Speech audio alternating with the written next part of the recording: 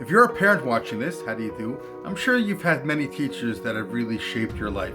If you're a student watching this, recognize that your parents, of course, are your greatest teachers, but there will be other teachers that will help make you the person that you will ultimately become.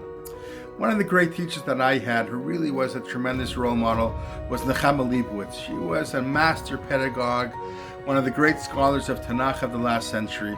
And as we begin this book of Shemot, I can see her in front of me teaching the lesson I want to relate to you. She asked the question, why Moshe? Why was Moshe chosen out of all the different candidates to be the leader of the Jewish people? And she points to three different stories at the beginning of our parasha.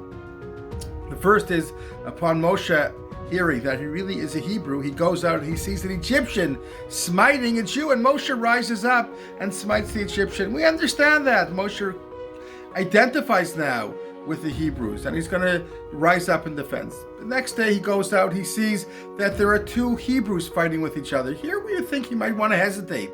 Who knows who's right? These are both Jewish, nascent Jewish people.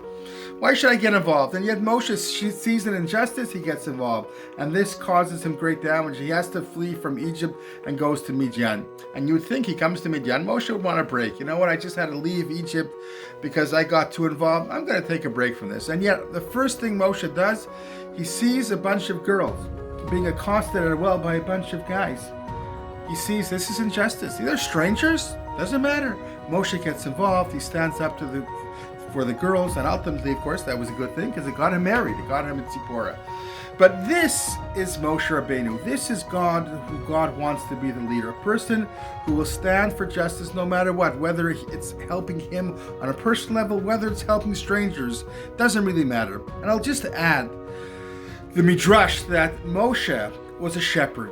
And the Midrash tells us that one of his sheep, he probably had hundreds of them, ran away. And Moshe, instead of just saying, who cares about that sheep, ran after the sheep. He saw that the sheep was thirsty, was drinking. And Moshe said, oh, wow, I didn't do a good job. Now I understand why he ran away. He picks up the sheep on his shoulders and he brings him back to the flock.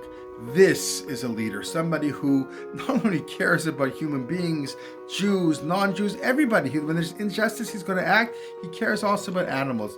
It's something we should all aspire to be leaders, to always fight for justice in our own lives and in the world around us. And that's what will make us the children of Moshe. I wish you all a Shabbat Shalom.